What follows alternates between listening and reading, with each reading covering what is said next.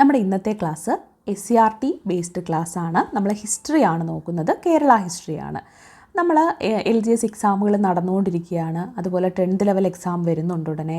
അതുകൂടാണ്ട് secretariat assistant പോലെയുള്ള വളരെ important ആയ പരീക്ഷകൾ വരുന്നുണ്ട്. എല്ലാത്തിനും നമുക്ക് എന്താണ് SCERTയും അതുപോലെ തന്നെ NCERTയും ഒന്ന് കവർ ചെയ്യേണ്ടതായിട്ടുള്ള ആവശ്യങ്ങളുണ്ട്. അതുകൊണ്ട് നമ്മൾ വീണ്ടും എന്താണ് SCERTയിലൊന്ന് ഫോക്കസ് കൊടുക്കാൻ പോവുകയാണ്. നമ്മൾ ഇന്ന് കേരളം 8ാം നൂറ്റാണ്ട് മുതൽ 18ാം നൂറ്റാണ്ട് വരെ എന്ന് പറയുന്ന കേരള ഹിസ്റ്ററിയുടെ ഒരു ചാപ്റ്ററാണ് നമ്മൾ ഇന്ന് നോക്കുന്നത്. നമുക്ക് ആദ്യം തന്നെ എന്താണ് തരിസാപ്പള്ളി ലിഖിതങ്ങൾ എന്താണ് എന്നൊന്ന് നോക്കാം. ഈ ചാപ്റ്റർ തുടങ്ങുമ്പോൾ തന്നെ ഒരു ലെഫ്റ്റ് സൈഡിലായിട്ട് കൊടുത്തിട്ടുള്ളത് തരിസാപ്പള്ളി ലിഖിതങ്ങളാണ്. മധ്യകാല കേരളത്തിൽ പ്രചാരത്തിലുണ്ടായിരുന്ന വട്ടെഴുത്ത് ലിപിയിലുള്ളതാണ് ഈ ലിഖിതങ്ങൾ. എന്താണ് തരിസാപ്പള്ളി ലിഖിതങ്ങൾ? മധ്യകാല കേരളത്തിൽ മിഡീവൽ കേരളയിൽ ഉണ്ടായിരുന്ന എന്താണ് വട്ടെഴുത്ത് ലിപിയിലാണ് തരിസാപ്പള്ളി ലിഖിതങ്ങൾ ഉള്ളത് എന്നാണ് നമ്മൾ ആദ്യം പറയുന്നത്. എന്താണ് മധ്യകാല കേരളത്തിൽ പ്രചാരത്തിലുണ്ടായിരുന്ന വട്ടെഴുത്ത് ലിപിയിലുള്ളതാണ് എന്ത് തരിസാപ്പള്ളി ലിഖിതങ്ങൾ. പെരുമാൾ രാജാവായ സ്ഥാണുരവിയുടെ 5ാമത്തെ ഭരണവർഷത്തിൽ വേണാട് നാടുവാഴിയായ അയ്യനടികൾ തിരുവടികൾ കൊല്ലം നഗരത്തിലെ തരിസാപ്പള്ളിക്ക് ഭൂമി ദാനം കൊടുത്തതിൻ്റെ വിവരങ്ങളാണ് ഈ രേഖയിലുള്ളത്. എന്താണ് പെരുമാൾ രാജാവായ സ്ഥാണുരവിയുടെ 5ാമത്തെ ഭരണവർഷത്തിൽ വേണാട് നാടുവാഴിയായിട്ടുള്ള അയ്യനടികൾ തിരുവടികൾ കൊല്ലം നഗരത്തിലെ തരിസാപ്പള്ളിക്ക് ഭൂമി ദാനം കൊടുത്തതിൻ്റെ വിവരങ്ങളാണ് എന്തിലുള്ളത് തരിസാപ്പള്ളി ലിഖിതങ്ങളിൽ ഉള്ളത്. ഒരു സ്റ്റേറ്റ്മെൻറ്റ് ടൈപ്പായിട്ട് ഈ ചോദ്യം വന്നാലും അഥവാ സ്റ്റേറ്റ്മെൻറ്റ് ടൈപ്പ് അല്ല, ഡയറക്റ്റ് ഒരു ക്വസ്റ്റ്യൻ വന്നാലും നമ്മൾക്ക് എന്താണ് തരിസാപ്പള്ളി ലിഖിതങ്ങളിൽ നിന്ന് വന്നാൽ ഇനി എഴുതിക്കൂടെ? എന്താണ് മധ്യകാല കേരളത്തിൽ പ്രചാരത്തിലുണ്ടായിരുന്ന വട്ടെഴുത്ത് ലിപിയിലാണ് എന്തുള്ളത് തരിസാപ്പള്ളി ലിഖിതങ്ങൾ ഉള്ളത്. പെരുമാൾ രാജാവായിട്ടുള്ള സ്ഥാണുരവിയുടെ 5ാമത്തെ ഭരണവർഷത്തിൽ വേണാട് നാടുവാഴിയായ അയ്യനടികൾ തിരുവടികൾ കൊല്ലം നഗരത്തിലെ തരിസാപ്പള്ളിക്ക് ഭൂമി ദാനം കൊടുത്തതിൻ്റെ വിവരങ്ങളാണ് എന്ത് തരിസാപ്പള്ളി ലിഖിതങ്ങളിൽ ഉള്ളത്. ഇനി നമുക്ക് ചാപ്റ്ററിലേക്ക് കടക്കാം. കേരളത്തിലെ നാടുവാഴികളെക്കുറിച്ച് വിവരങ്ങൾ ലഭിക്കുന്നത് പ്രധാനമായും വട്ടെഴുത്തു ലിഖിതങ്ങളിൽ നിന്നാണ്. നമ്മൾ തരിസാപ്പള്ളി ലിഖിതങ്ങളെ പറ്റി പറഞ്ഞു. അതുപോലെ തന്നെ എന്താണ് തരിസാപ്പള്ളി ലിഖിതം എഴുതിയത് വട്ടെഴുത്ത് ലിപിയിലാണെന്ന് നമ്മൾ പറഞ്ഞു. ഇവിടെ നോക്കിക്കേ, കേരളത്തിലെ നാടുവാഴികളെക്കുറിച്ചുള്ള വിവരങ്ങളൊക്കെ ലഭിക്കുന്നത് പ്രധാനമായിട്ടും വട്ടെഴുത്ത് ലിഖിതങ്ങളിൽ നിന്നാണ്. എവിടെ നിന്നാണ്? വട്ടെഴുത്ത് ലിഖിതങ്ങളിൽ നിന്നാണ്. തമിഴക കാലം തൊട്ട് നാടുകൾ എന്താണ് വളർന്നു വന്നിരുന്നു. തമിഴക കാലം തൊട്ട് നാടുകൾ വളർന്നു വന്നിരുന്നു. ജനങ്ങൾ കൃഷി ചെയ്ത് താമസിച്ചിരുന്ന പ്രദേശങ്ങളാണ് നാടുകൾ എന്ന് പറയുന്നത്. എന്താണ് നാടുകളെന്ന് പറഞ്ഞാൽ ജനങ്ങൾ കൃഷി ചെയ്ത് താമസിച്ചിരുന്ന പ്രദേശങ്ങളാണ് നാടുകൾ. നാട് എന്നത് നിരവധി കുടികളും ഊരുകളും ചേർന്നതായിരുന്നു. എന്താണ് നാട് എന്ന് പറയുന്നത്? നിരവധി കുടികളും ഊരുകളും ചേർന്നതായിരുന്നു. നമുക്ക് നാടെന്താണ്, കുടി എന്താണ്, ഊരെന്താണ് എന്നൊക്കെ ഡീറ്റെയിൽ ആയിട്ട് തന്നെ നോക്കാം. ഒരു കാര്യം മനസ്സിലായി, നാട് എന്ന് പറഞ്ഞാൽ കൃഷി ചെയ്ത് ജനങ്ങൾ എന്താണ് താമസിച്ചിരുന്ന പ്രദേശങ്ങളാണ് നാടുകളെന്ന് പറയുന്നത്. ഈ നാടുകളെന്ന് പറയുന്നത് ഒരുപാട് കുടികളും ഊരുകളും ഒക്കെ ചേർന്നതാണ് എന്ത് ഈ നാടെന്ന് പറയുന്നത്. അത്ര കാര്യം നിങ്ങൾക്ക് മനസ്സിലായല്ലോ, അതിൽ ഡൗട്ടൊന്നുമില്ലല്ലോ. ഇനി നമുക്ക് കുടി എന്താണ്, ഊരെന്താണ്, നാടെന്താണ് എന്നൊന്ന് നോക്കാം. എന്താണ് കുടി? കുടി എന്താണെന്നാണ് നമ്മൾ ആദ്യം നോക്കുന്നത്. കൃഷി ചെയ്യുന്ന തൊഴിൽ കൂട്ടങ്ങളുടെ കുടുംബങ്ങളായിരുന്നു കുടികൾ. എന്താണ് കൃഷി ചെയ്യുന്ന തൊഴിൽ കൂട്ടങ്ങളുടെ കുടുംബങ്ങളായിരുന്നു കുടികൾ. കുടികളുടെ അധിപനാണ് കുടിപതി. അപ്പോൾ കൃഷി ചെയ്ത് താമസിക്കുന്ന തൊഴിൽ കൂട്ടങ്ങളില്ലേ, അവരുടെ കുടുംബങ്ങളായിരുന്നു കുടികളെന്ന് പറയുന്നത്. ഇങ്ങനെയുള്ള കുടികളുടെ എല്ലാം കൂടി അധിപൻ ആരാണ്? കുടിപതി. ഒരുപാട് കുടികൾ അവിടെ കാണും. കൃഷി ചെയ്ത് കുടുംബത്തോടൊപ്പം താമസിക്കുന്ന ആൾക്കാരാണെന്ന് ഓർക്കുക. തൊഴിൽ കൂട്ടങ്ങൾ അവർ കുടുംബങ്ങളായിട്ട് താമസിക്കുന്നവർ. അങ്ങനെയുള്ള കുറച്ചധികം കുടികളുണ്ടെങ്കിൽ ആ കുടികളുടെ ഒക്കെ അധിപൻ ആരാണ്? കുടിപതിയാണ്. സംശയമൊന്നുമില്ലല്ലോ. അപ്പം കൃഷി ചെയ്യുന്ന തൊഴിൽ കൂട്ടങ്ങളുടെ കുടുംബങ്ങളായിരുന്നു കുടികളെന്ന് പറയുന്നത്. കുടികളുടെ അധിപനാണ് കുടിപതി. അപ്പം കൃഷി ചെയ്ത് കുറച്ച് പേര്, ഒരു 10 കുടുംബങ്ങൾ ഇവിടെ താമസിക്കുന്നു, അല്ലെങ്കിൽ ഒരു 5 കുടുംബങ്ങൾ ഇങ്ങനെ താമസിക്കുകയാണ്. അവർ കൃഷി ചെയ്ത് തൊഴിൽ ചെയ്ത് ജീവിക്കുന്നവരാണ്. അവരുടെ കുടുംബത്തിനെയാണ് നമ്മൾ എന്താണ് കുടികളെന്ന് പറയുന്നത്. അങ്ങനെ കുറച്ചധികം കുടികൾ ചേരുമ്പോൾ എന്താണ് അതൊരു കൂട്ടമായിട്ട് മാറിയില്ലേ? ആ കുടികളുടെ എല്ലാം അധിപനാണ് അല്ലെങ്കിൽ ഹെഡാണ് ആര്? കുടിപതി എന്ന് പറയുന്നത്. ഇനി നമുക്ക് എന്താണ് ഊര് എന്ന് നോക്കാം. നിരവധി കുടികൾ ചേർന്ന് ഊരുകൾ രൂപം കൊണ്ടു. ഊരിൻ്റെ അധിപന്മാരാണ് ഊരാളരായിരുന്നു. ആരാണ്? അപ്പം നമ്മൾ കുടികളെ പറ്റി പറഞ്ഞു. ഇങ്ങനെ കുടികൾ എന്താണ്? ഒരുപാട് കുടികൾ ഇങ്ങനെ ചേർന്നപ്പോൾ എന്താണ് ഒരു ഊര് രൂപം കൊണ്ടു. ഒന്ന് മനസ്സിൽ ഇമാജിൻ ചെയ്ത് നോക്കുക. അല്ലാണ്ട് കാണാതെ പഠിക്കേണ്ട യാതൊരാവശ്യവും നമുക്കിവിടെ ഇല്ല. കുറച്ചധികം കുടികൾ ചേർന്ന് കുറച്ച് ധാരാളം കുടികളുണ്ടായി. അപ്പോൾ ആ കുടികളെല്ലാം കൂടി ചേർന്നിട്ട് എന്താണ് ഒരു ഊര് തന്നെ രൂപം കൊണ്ടു എന്ന് പറയാം. അപ്പോൾ ഈ ഊരിൻ്റെ അധിപന്മാരാരാ? ഊരിൻ്റെ ഹെഡ് ആരായിരുന്നു? ഊരാളരായിരുന്നു ഊരിൻ്റെ അധിപന്മാർ. ഇനി കുടിയും ഊരും ചേർന്നതാണല്ലോ ഈ നാടെന്ന് പറയുന്നത്. നിരവധി ഊരുകൾ ചേർന്നതാണ് നാടുകൾ. നാടുകൾക്കുമേൽ അധികാരമുണ്ടായിരുന്നവരെന്താണ്? നാടുവാഴികളെന്ന് അറിയപ്പെട്ടു. അപ്പോൾ ധാരാളം കുറച്ച് കുടികളെല്ലാം ചേർന്ന് ഊരുകളുണ്ടായി. പിന്നെ ഊരുകളെല്ലാം കൂടെ ചേർന്ന് എന്താണ് നാടുകളായിട്ട് മാറി. ആ നാടുകൾക്കുമേൽ അധികാരമുണ്ടായിരുന്നവരാരാണ്? നാടുവാഴികളെന്നാണ് അവർ അറിയപ്പെട്ടിരുന്നത്. എന്താണ്? നാടുകൾക്കുമേൽ അധികാരമുണ്ടായിരുന്നവർ നാടുവാഴികളെന്ന് അറിയപ്പെട്ടു. ബാക്കി കാര്യങ്ങളിലേക്ക് നോക്കാം. നാടുകളെല്ലാം മഹോദയപുരം, അത് ഇന്നത്തെ കൊടുങ്ങല്ലൂരാണ്. നാടുകളെല്ലാം മഹോദയപുരം ആസ്ഥാനമാക്കി കേരളം ഭരിച്ചിരുന്ന പെരുമാക്കന്മാരുടെ കീഴിലായിരുന്നു. നമ്മൾ പറഞ്ഞു കുടികൾ ചേർന്ന് എന്തായി? ഊരായി. ഊര് ചേർന്ന് നാടായി. ഈ നാടുകളൊക്കെ എന്താണ്?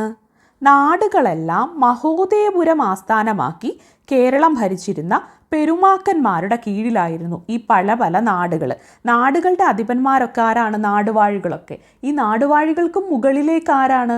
മഹോദയപുരം ആസ്ഥാനമാക്കി ഭരണം നടത്തിയിരുന്ന പെരുമാക്കന്മാരുടെ കീഴിലായിരുന്നു ഈ നാടുകളെന്ന് പറയുന്നത്. വടക്ക് കോലത്ത് നാട് മുതൽ തെക്ക് വേണാട് വരെയുള്ള 14 നാടുകളും പെരുമാക്കന്മാരുടെ ഭരണം അംഗീകരിച്ചിരുന്നു. ശ്രദ്ധിച്ചേ, എന്താണ്? വടക്ക് കോലത്ത് നാട് മുതൽ തെക്ക് വേണാട് വരെയുള്ള 14 നാടുകളുണ്ടായിരുന്നു. ഈ 14 നാടുകളും എന്താണ്? പെരുമാക്കന്മാരുടെ ഭരണത്തെ അംഗീകരിച്ചിരുന്നു. കാര്യം ക്ലിയർ ആയോ? ഒന്നും കൂടി ഞാൻ പറഞ്ഞു തരാം. ഇപ്പോൾ ഒന്ന് കേൾക്കുക. ഇതൊന്നും കൂടി ഞാൻ ആവർത്തിച്ച് പറഞ്ഞു തരുന്നതായിരിക്കും. കേരളത്തിൽ ആദ്യമായിട്ട് ഒരു കേന്ദ്രീകൃത ഭരണം സ്ഥാപിതമായത് ഈ കാലത്താണ്. രാജശേഖരൻ മുതൽ രാമകുലശേഖരൻ വരെയുള്ള രാജാക്കന്മാരാണ് CE 800 മുതൽ 1122 വരെയുള്ള കാലത്ത് മഹോദയപുരം കേന്ദ്രമാക്കി ഭരിച്ചിരുന്നത്. നമുക്ക് പെരുമാക്കന്മാരുടെ കാലത്തെ സവിശേഷതകളും കാര്യങ്ങളും ഒക്കെ നോക്കുന്നതിന് മുമ്പായിട്ട് നമുക്ക് ഇത്രയും പറഞ്ഞ കാര്യങ്ങൾ ഒന്ന് മനസ്സിൽ ഉറപ്പിക്കാം. നമ്മൾ ആദ്യമായിട്ട് എന്താണ് കേരളം ഒരു 8-ാം നൂറ്റാണ്ട് മുതൽ 18-ാം നൂറ്റാണ്ട് വരെയുള്ള കാര്യങ്ങളാണ് ഈ ഒരു അധ്യായത്തിൽ നമ്മൾ പഠിക്കുന്നത്. ഈ അധ്യായം പഠിക്കുമ്പോൾ ആദ്യം നമ്മൾ മനസ്സിലാക്കി വെക്കുക, നമ്മളെപ്പോഴും ഹിസ്റ്ററി എന്ന് പറയുന്ന വിഷയത്തെ കുറച്ചൊരു താല്പര്യത്തോടെ മനസ്സിലാക്കിയാൽ നമുക്ക് മുഴുവൻ മാർക്കും കിട്ടും. ഒരു മാർക്ക് പോലും നഷ്ടമാകാത്ത ഒരു സബ്ജക്റ്റാണ് ഹിസ്റ്ററി. പക്ഷെ നമ്മൾ അത്ര ഇഷ്ടത്തോടു കൂടി തന്നെ പഠിക്കണം. അത് നമുക്കെന്താണ് ജോലി കിട്ടുക എന്നുള്ളത് നമ്മുടെ ആവശ്യമാണ്. അതുപോലെ എന്താണ് നമ്മുടെ റൂട്ട് അറിഞ്ഞിരിക്കുക എന്നുള്ളതും കൂടിയാണെന്ന് കരുതിയിട്ട് വേണം നിങ്ങൾ എന്ത് ചെയ്യാൻ, ഇതൊക്കെ ഒന്ന് പഠിക്കാൻ വേണ്ടിയിട്ട്. അപ്പോൾ നമ്മൾ കേരളത്തിൻ്റെ ചരിത്രമാണ് പറയുന്നത്. കേരളത്തിലെ നാടുകളെക്കുറിച്ചുള്ള വിവരങ്ങൾ ലഭിക്കുന്നത് പ്രധാനമായിട്ടും വട്ടെഴുത്ത് ലിഖിതങ്ങളിൽ നിന്നാണെന്ന് നമ്മൾ പറഞ്ഞു. ജനങ്ങൾ കൂട്ടമായിട്ട് കൃഷി ചെയ്തിരുന്ന് താമസിച്ച പ്രദേശങ്ങളുണ്ട്. ആ പ്രദേശങ്ങളാണ് നാടുകളെന്ന് നമ്മൾ പറഞ്ഞു. നാടുകളെന്ന് പറയുന്നത് കുടിയും ഊരും ഒക്കെ ചേർന്നിട്ടാണ്. എന്താണ് കുടിയെന്ന് ചോദിച്ചാൽ കൃഷി ചെയ്യുന്ന തൊഴിൽ കൂട്ടങ്ങളുടെ കുടുംബങ്ങളായിരുന്നു കുടികൾ. ഈ കുടിയുടെ അധിപനാണ് ആര്? കുടിപതി എന്ന് പറയുന്നത്. അത് കഴിഞ്ഞ് നമ്മൾ ഊരിലേക്ക് വന്നു. എന്താണ്? നിരവധി കുടികൾ ചേർന്ന് ഊരുകൾ രൂപം കൊണ്ടു എന്ന് പറഞ്ഞു. ഊരിൻ്റെ അധിപന്മാരാരാണ്? ഊരാളന്മാരായിരുന്നു ഊരിൻ്റെ അധിപന്മാർ. അത് കഴിഞ്ഞ് എന്താണ്? നിരവധി ഊരുകൾ ചേർന്നാണ് നാടുകളായത്. നാടുകളുടെ മേൽ അധികാരമുള്ളത് ആർക്കായിരുന്നു? നാടുവാഴികൾക്കായിരുന്നു. അവിടെ കൊണ്ടും കഴിഞ്ഞിട്ടില്ല. ഈ നാടുകളെല്ലാം കൂടി ചേർന്നിട്ട് ഇന്നത്തെ കൊടുങ്ങല്ലൂർ അത് മഹോദയപുരം എന്നാണ് പറഞ്ഞിരുന്നത് പണ്ട്. ആ മഹോദയപുരം കേന്ദ്രമാക്കി ഭരണം നടത്തിയിരുന്ന പെരുമാക്കന്മാരുടെ കീഴിലായിരുന്നു ഈ നാടുകളും നാടുവാഴികളും എല്ലാം. അപ്പം എന്താണ്, ഈ നാടുകളുടെ എല്ലാം അധികാരം കയ്യിലാളിയിരുന്നത് ആരാണ്? മഹോദയപുരം കേന്ദ്രമാക്കി ഭരണം നടത്തിയിരുന്ന പെരുമാക്കന്മാരായിരുന്നു. ഇവിടെ നോക്കിക്കേ, ഒരു കേന്ദ്രീകൃത ഭരണമില്ലേ നമുക്ക് മനസ്സിലാക്കാൻ കഴിയത്തില്ലേ ഇവിടെ? അത്തരത്തിൽ കേരളത്തിൽ ആദ്യമായിട്ട് ഒരു കേന്ദ്രീകൃത ഭരണം സ്ഥാപിതമായത് എപ്പോഴാണ്? ഈ പെരുമാക്കന്മാരുടെ കാലത്തായിരുന്നു. വടക്ക് കോലത്ത് നാട് മുതൽ തെക്ക് വേണാട് വരെയുള്ള 14 നാടുകളും എന്താണ്? പെരുമാക്കന്മാരുടെ ഭരണത്തെ എന്താണ്? അവർ അംഗീകരിക്കുന്നുണ്ടായിരുന്നു. എങ്ങനെയാണ്? വടക്ക് കോലത്ത് നാട് മുതൽ തെക്ക് വേണാട് വരെയുള്ള 14 നാടുകളും പെരുമാക്കന്മാരുടെ ഭരണം അംഗീകരിച്ചിരുന്നു. അത് മനസ്സിലായല്ലോ. ഇനി രാജശേഖരൻ മുതൽ രാമകുലശേഖരൻ വരെയുള്ള രാജാക്കന്മാരാണ് എന്ത്? അവിടെ ഭരണം നടത്തിയിരുന്നവരെയാണ് നമ്മൾ അവരുടെ പേരുകളൊന്ന് ഇൻട്രൊഡ്യൂസ് ചെയ്യുകയാണ്. രാജശേഖരൻ മുതൽ രാമകുലശേഖരൻ വരെയുള്ള രാജാക്കന്മാരാണ് സി 800 മുതൽ 1122 വരെയുള്ള കാലത്ത് മഹോദയപുരം കേന്ദ്രമാക്കി ഭരിച്ചിരുന്നത്. ഇനി നമ്മൾ പെരുമാക്കന്മാരുടെ ഭരണത്തിൻ്റെ സവിശേഷതകളൊക്കെയാണ് നോക്കുന്നത്. അതിനു മുൻപായിട്ട് സി 800 മുതൽ നമ്മൾ പറഞ്ഞു രാജശേഖരൻ മുതൽ രാമകുലശേഖരൻ വരെയുള്ള പെരുമാക്കന്മാർ, മഹോദയപുരത്തെ ഭരണം നടത്തിയിരുന്ന പെരുമാക്കന്മാർ സി 800 മുതൽ 1122 വരെ ഭരിച്ചിരുന്ന അവരുടെ പേരുകൾ ഇവിടെ ഒരു ബോക്സിൽ കൊടുത്തിട്ടുണ്ട്. ഇനി എപ്പോഴെങ്കിലും കേട്ടാൽ ഈ പേരുകൾ നമുക്ക് എന്താണ് ഓർമ്മ വേണം. അതിന് വേണ്ടിയിട്ട് പറയുകയാണ്. രാജശേഖരൻ, സ്ഥാണുരവി, കോതരവി, കോതകോത കേരള കേസരി, ഇന്ദുകോത, ഭാസ്കര രവി, രവികോത, ആദിത്യൻ കോത, രാമകുലശേഖരൻ. ഇവരാണ് എന്ത്? രാജശേഖരൻ മുതൽ ഇങ്ങ് രാമകുലശേഖരൻ വരെ മഹോദയപുരത്തെ പെരുമാക്കന്മാരായിട്ടുണ്ടായിരുന്നവരാണ് ഈ ഒരു ബോക്സിൽ കൊടുത്തിട്ടുള്ളത്. ഇനി ഈ പെരുമാക്കന്മാരുടെ ഭരണത്തിൻ്റെ സവിശേഷതകൾ എന്തൊക്കെയാണ്, അല്ലെങ്കിൽ പ്രത്യേകതകൾ എന്തൊക്കെയാണ് എന്ന് നമുക്കൊന്ന് നോക്കാം. പെരുമാക്കന്മാരുടെ ഭരണത്തിൻ്റെ പ്രത്യേകതകൾ. ആദ്യത്തെ പെരുമാക്കന്മാരുടെ ഭരണത്തിൻ്റെ പ്രത്യേകത നോക്കിയാൽ, പെരുമാക്കന്മാർക്ക് കോയിലധികാരികൾ എന്ന പ്രതിനിധികൾ ഉണ്ടായിരുന്നു. എന്താണ്? സ്റ്റേറ്റ്മെൻറ്റ് ടൈപ്പ് ക്വസ്റ്റ്യൻ വന്നാൽ ചോദിക്കാൻ പറ്റിയൊരു ചോദ്യമാണ്. താഴെ തന്നിരിക്കുന്നതിൽ പെരുമാക്കന്മാരുടെ ഭരണകാലത്തെ സവിശേഷതകളിൽ പെടാത്തതേത്, അല്ലെങ്കിൽ താഴെ തന്നിരിക്കുന്നതിൽ പെരുമാക്കന്മാരുടെ ഭരണകാലത്തെ സവിശേഷത ഏത്, ഇങ്ങനെയൊക്കെ ചോദിക്കാം. പെരുമാക്കന്മാരുടെ ഭരണകാലത്തിൻ്റെ പ്രത്യേകത എന്ത് എന്നൊക്കെ ചോദിക്കാം. അപ്പോൾ പെരുമാക്കന്മാർക്ക് കോയിലധികാരികൾ എന്ന പ്രതിനിധികൾ ഉണ്ടായിരുന്നു എന്നത് ഓർത്തു വെക്കുക. എന്താണ്? പെരുമാക്കന്മാർക്ക് കോയിലധികാരികൾ എന്ന പ്രതിനിധികൾ ഉണ്ടായിരുന്നു. എന്താണ്? പെരുമാക്കന്മാർക്ക് കോയിലധികാരികൾ എന്ന പ്രതിനിധികൾ ഉണ്ടായിരുന്നു. രണ്ടാമതെന്താണ്? 4 തളി എന്ന ബ്രാഹ്മണ സമിതി പെരുമാളിനെ ഭരണകാര്യങ്ങളിൽ സഹായിച്ചിരുന്നു. എന്താണ്?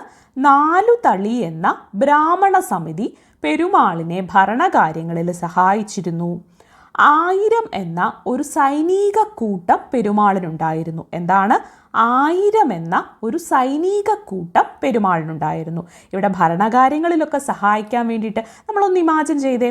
ഇപ്പം ആരാണോ ഒരാൾ ഭരണം നടത്തുന്നത്, ആ ഭരണം നടത്തുന്ന ആളിനെ ഭരണകാര്യങ്ങളിലൊക്കെ സഹായിക്കാൻ വേണ്ടിയിട്ട് കുറച്ച് എക്സിക്യൂട്ടീവ് മെമ്പേഴ്സൊക്കെ ഉണ്ടാവില്ലേ? അതുപോലെ 4 തളി എന്ന ബ്രാഹ്മണ സമിതി പെരുമാളിനെ ഭരണകാര്യങ്ങളിൽ സഹായിച്ചിരുന്നു. 1000 എന്ന ഒരു സൈനിക കൂട്ടം പെരുമാളിനുണ്ടായിരുന്നു. ഉറപ്പായിട്ടും സുരക്ഷയും എന്താണ് ഭരണം നടത്തുന്ന പ്രദേശത്തിൻ്റെ സുരക്ഷയും സ്വയം സുരക്ഷയൊക്കെ നോക്കണ്ടേ. അപ്പോൾ 1000 എന്ന ഒരു സൈനിക കൂട്ടമുണ്ടായിരുന്നു. അപ്പോൾ ഭരണത്തിന് സഹായിച്ചിരുന്നത് എന്താണ്? 4 തളി എന്ന ബ്രാഹ്മണ സമിതിയാണ്. ഈ പേരുകളൊക്കെ നോട്ടബിളാണ് കേട്ടോ, അതൊന്ന് ഓർത്ത് വെക്കുക. 4 തളി എന്ന ബ്രാഹ്മണ സമിതി പെരുമാളിനെ ഭരണകാര്യങ്ങളിൽ സഹായിച്ചിരുന്നു. 1000 എന്ന ഒരു സൈനിക കൂട്ടം പെരുമാളിനുണ്ടായിരുന്നു. നാടുകൾ, നഗരങ്ങൾ, ബ്രാഹ്മണ ഗ്രാമങ്ങൾ, ക്ഷേത്രങ്ങൾ എന്നിവിടങ്ങളിൽ നിന്നും പെരുമാൾ നികുതി ഈടാക്കിയിരുന്നു. അതാണല്ലോ അവരുടെ മെയിൻ എന്താണ് ഒരു കാര്യം.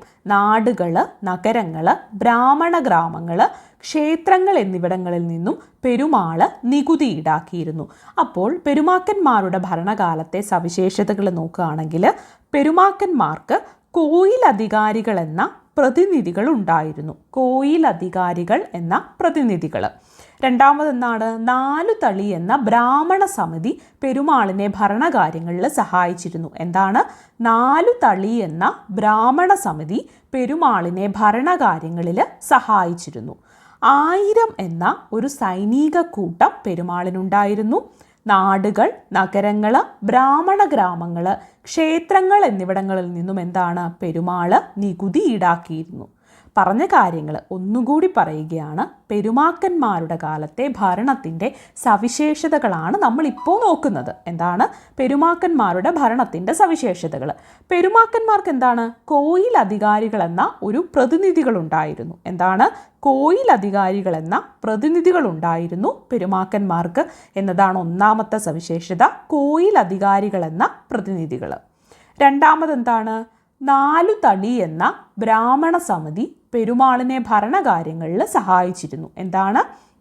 4 തളി എന്ന ബ്രാഹ്മണ സമിതി പെരുമാളിനെ ഭരണകാര്യങ്ങളിൽ സഹായിച്ചിരുന്നു. 1000 എന്ന ഒരു സൈനിക കൂട്ടം പെരുമാളിനുണ്ടായിരുന്നു. നാടുകൾ, നഗരങ്ങൾ, ബ്രാഹ്മണ ഗ്രാമങ്ങൾ, ക്ഷേത്രങ്ങൾ എന്നിവിടങ്ങളിൽ നിന്നും പെരുമാൾ എന്താണ്? നികുതി ഈടാക്കിയിരുന്നു.